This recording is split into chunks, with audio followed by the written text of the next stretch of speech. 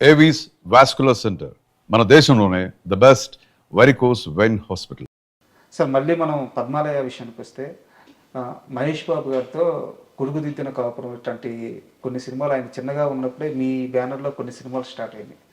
మీరు చాలా దగ్గర నుంచి చూస్తుంటారు మహేష్ బాబు గారి యాక్టింగ్ కానీ, లేకపోతే కృష్ణ గారు అప్పుడు ఊటీకి తీసుకెళ్ళి యాక్టింగ్ చేయించుకోవడం కానీ. అసలు కృష్ణ గారి మైండ్ సెట్ ఎలా ఉండేది మహేష్ బాబు గారి విషయంలో? ఎంత పెద్ద హీరో అవుతారని ఆయన నమ్మారు? ముందు నుంచే ఎందుకు సినిమాలు చేయించారు? అంటే ముందు నుంచి రమేష్ బాబు చైల్డ్ ఆర్టిస్ట్గా చేసినట్టు మహేష్ బాబుని కూడా చైల్డ్ ఆర్టిస్ట్గా చేశారు. బట్ కొడుకు తీతిని కాపురం చేసేటప్పుడు మాత్రం పెద్ద హీరో అవుతాడని నమ్మకం మాకు వచ్చేసింది. ఆ సినిమాలో ముగ్గురు కొడుకుల్లో చిన్న వేషం వేసిన కొడుకు తీతిని కాపురంలో ఫుల్ ఫ్లెడ్జ్డ్ క్యారెక్టర్ వేసాను.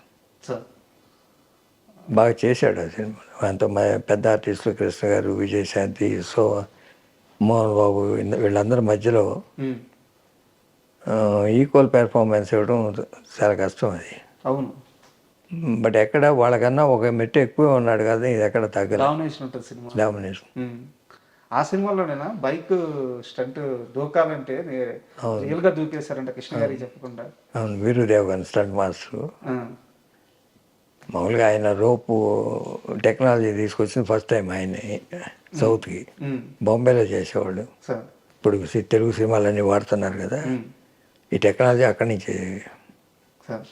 ఆ రోపుతో చేస్తానంటే డూపోద్దు నేనే చేస్తానండి.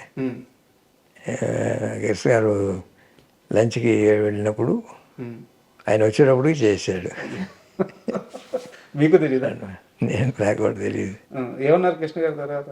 ఎందుకు అట్లాంటి రిస్కులు తీసుకుంటావు, మంచిది కాదని వాడు. తర్వాత యాక్టింగ్ కొన్నాళ్ళు బ్రేక్ ఇచ్చాడు కదా. అవును అవును. అంటే బాడీ పెరిగిపోయింది, వాయిస్ మెచ్యూర్ అవ్వలే, ఇంకా చేయటం కరెక్ట్ కాదు అని ఒక డిగ్రీ అయిపోయినాక మళ్ళీ రీఇంట్రడక్షన్ రాజకుమార్తో చేశాం. నిజానికి యమలీల సినిమా కూడా మహేష్ బాబు గారే చేయాలి, అలీ గారి కంటే ముందు కృష్ణ గారు ఒప్పుకోకపోవడం వల్ల ఆ సబ్జెక్ట్ బయటకు వెళ్ళిపోయింది అని చెప్పి అంటారు. నిజమేనా? లేదా, అదేం లేదు. అండ్ రాఘవేంద్రరావు గారితో మీరు మీ బ్యానర్లో ఒక్క సినిమా కూడా తెలుగులో చేయలేదు. తెలుగులో కానీ కృష్ణ గారు తన వారసుని ఫుల్ ఫ్లెడ్జ్డ్ హీరోగా పరిచయం చేసేటప్పుడు రాఘవేంద్రరావు గారినే నమ్మడానికి కారణం ఏంటి? మెయిన్ దత్తు గారు ప్రొడ్యూసరు. కొంచెం మామూలుగా భారీ సినిమాలు చేస్తుంటాడు. రాఘవేంద్రరావు కమర్షియల్ డైరెక్టరు, రెండు మిక్స్ అయితే బెటర్ అనే ఉద్దేశంతో చేయమన్నాడు. పెర్ఫార్మెన్స్ కొత్తవాడైనా చేయించుకోగలడు అనే దానికి కూడా ప్రాధాన్యత వల్ల. ఎందుకంటే మహేష్ బోర్న్ ఆర్టిస్ట్ లాగా చేసేవాడు. పెద్ద డైరెక్టర్లు ఎలా చేయని చెప్పకల్లా కమర్షియల్ యాంగిల్ ఉంటే చాలు. ఆ సినిమా కూడా ఏంటంటే రాజకుమారుడు ఓ సినిమా ట్రైలర్ లాగా, మా హీరో యాక్టింగ్ ఎలా చేయగలడు, లేకపోతే డ్యాన్స్ ఎలా చేయగలడు, లేకపోతే ఫైట్ ఎలా చేయగలడు అంతే కానీ కథకు పెద్ద ప్రాధాన్యత ఉండదు. మీరు చూస్తే రాజకుమారుడు వాటికి రాఘవేంద్రరావు బాగా చేస్తాడు. ఇది కమర్షియల్ ఎలిమెంట్స్. అంటే ఎలాగో రాజకుమారుడు ప్రస్తావన వచ్చింది కాబట్టి చాలా చిన్నగా ఇస్తారు. నాది 10 ఏళ్ళు ఉంటాయో ఏమో సరిగ్గా గుర్తులేదు.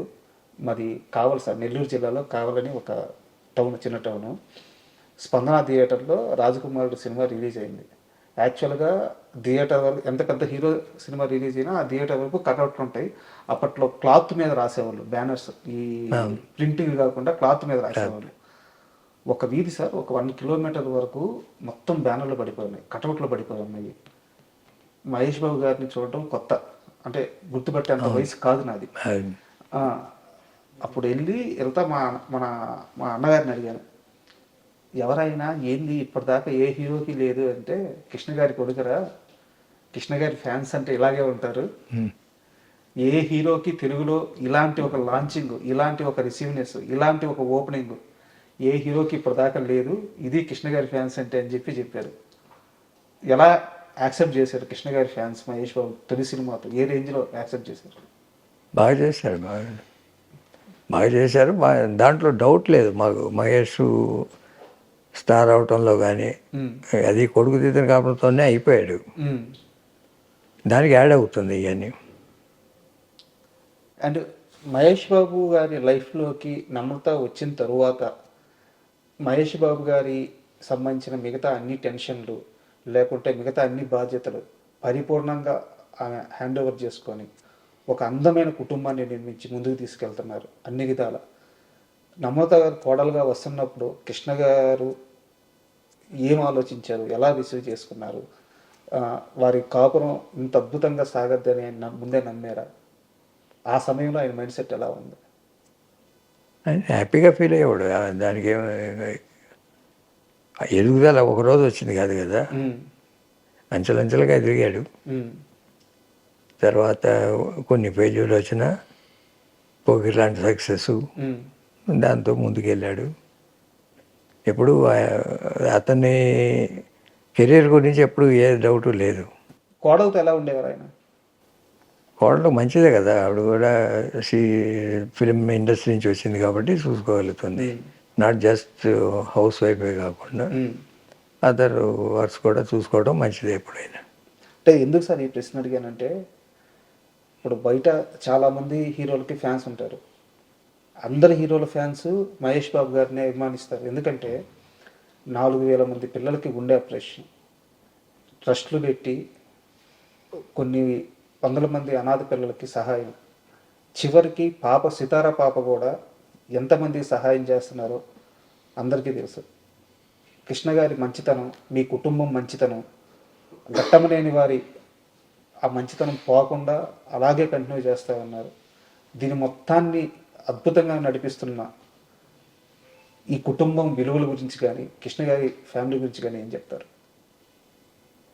అంటే ఎప్పుడూ చాలా హ్యాపీగా ఉంటుంది. కృష్ణ గారు ఫస్ట్ నుంచి ప్రచారం చేసుకోడు కానీ ఆయన ఎంతోమంది సినిమా ఇండస్ట్రీలో వాళ్ళకి కానీ లేకపోతే ఫ్యాన్స్కి కానీ లేకపోతే జనానికి కానీ లేకపోతే ఏ దానికైనా ముందు ఉండేవాడు. ఎప్పుడైనా సైక్లోన్ వచ్చినా లేకపోతే ఫ్లడ్ రిలీఫ్ అని కానీ ఏది విషయం ఇచ్చినా సరే అన్నిటికన్నా ముందు ఉండేవాడు. అంతకన్నా ఒక మెట్టు ఎదిగాడు మహేష్. ఏంటంటే నువ్వన్న చెట్ల గుండె ఆపరేషన్ ఏదో ఒక పాయింట్ పట్టుకున్నారు, ఆ పాయింట్తో ఎంతోమందికి వైద్యం చేయించాడు. అది శాస్త్రంగా నిలిచిపోద్ది ఆ కీర్తి. డబ్బులు ఎంత ఏమిటనేది తర్వాత చూసుకుంటే ఒక పని ఒక కార్యక్రమం నెత్తినేసుకొని అది డీవియేట్ కాకుండా చేస్తున్నాడు. అందుకు మనస్ఫూర్తిగా అందరూ అది అంగీకరించాలి.